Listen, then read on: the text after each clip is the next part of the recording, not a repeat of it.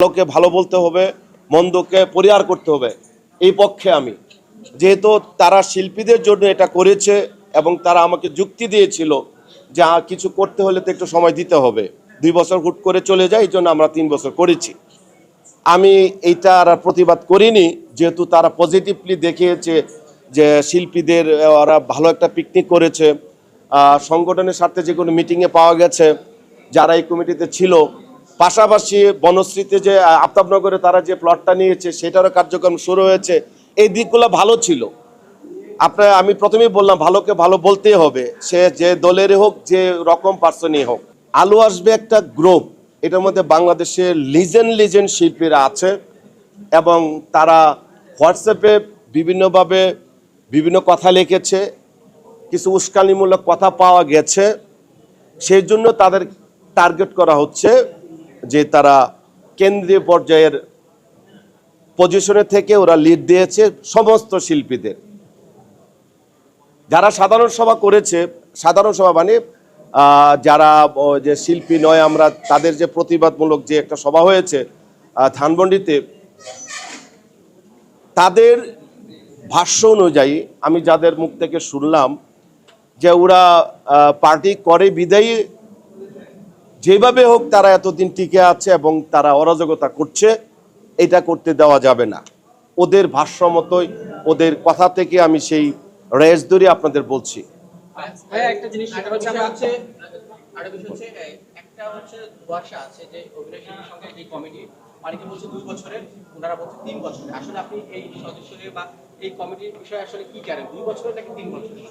আমাদের প্রত্যেকটা সংগঠন, রাইটার, ডিরেক্টর, প্রডিউসার, অ্যাক্টরস, আমি 4টা সংগঠনের সদস্য এবং সিনিয়র সদস্য, মোটামুটি সিনিয়র সদস্য।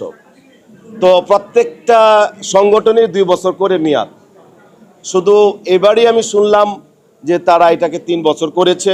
আমি এই বিষয়ে রনক হাসানকে আমি জিজ্ঞেস করেছিলাম যে আপনারা হঠাৎ 3 বছর কেন করলেন। উনি বল, হাসান ভাই 2 বছর পর পর খুব তাড়াতাড়ি হয়ে যায়, আমাদের ইচ্ছা থাকা সত্ত্বেও অনেক কিছু করতে পারছি না।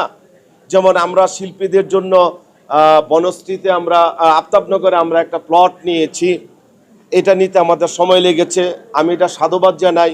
আমাদের অ্যাক্টর সিকিউরিটির আগে কেউ কোনোদিন এই ধরনের উদ্যোগ নেয়নি শিল্পীদের জন্য। ভালোকে ভালো বলতে হবে, মন্দকে পরিহার করতে হবে, এই পক্ষে আমি। যেহেতু তারা শিল্পীদের জন্য এটা করেছে এবং তারা আমাকে যুক্তি দিয়েছিল যে কিছু করতে হলে তো একটু সময় দিতে হবে, 2 বছর হুট করে চলে যায়, এই জন্য আমরা 3 বছর করেছি। আমি এইটা আর প্রতিবাদ করিনি, যেহেতু তারা পজিটিভলি দেখিয়েছে যে শিল্পীদের ওরা ভালো একটা পিকনিক করেছে। সংগঠনের স্বার্থে যে কোনো মিটিংয়ে পাওয়া গেছে যারা এই কমিটিতে ছিল। পাশাপাশি বনশ্রীতে যে আফতাবনগরে তারা যে প্লটটা নিয়েছে সেটারও কার্যক্রম শুরু হয়েছে। এই দিকগুলো ভালো ছিল। আমি প্রথমেই বললাম ভালোকে ভালো বলতেই হবে, সে যে দলেরই হোক, যে রকম পার্সনই হোক। সেই জমিটা তো এখন বেদখল হয়ে থাকছে না, এরকম শোনা যাচ্ছে। আচ্ছা, সাইনবোর্ড ভাঙা হয়েছে। আমি শোনা কথা আসলে বিশ্বাস করি না এই কথাগুলো।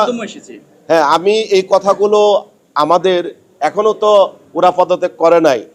নাসিম ভাই এবং রনক হাসানের মুখ থেকে শুনতে চাই আসলে সে যেই প্লটটা দেওয়া হয়েছিল এটা কি আসলে কোনো প্রবলেম হয়েছে কিনা, বা ওরা উঠিয়ে নিবে কি জন্যে।